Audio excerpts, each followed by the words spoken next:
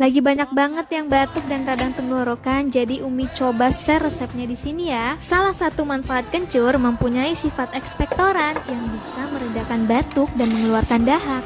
Jahe merah dengan kandungan gingerolnya bisa sebagai antibakteri dan juga antivirus. Yang terakhir dan gak kalah penting, kita tambahkan lemon peras praktis dari Presley. Kandungan vitamin C-nya yang tinggi bisa sebagai anti radang, antioksidan, dan juga imunomodulator. Nah, yuk praktek manfaatin obat yang ada di alam ya.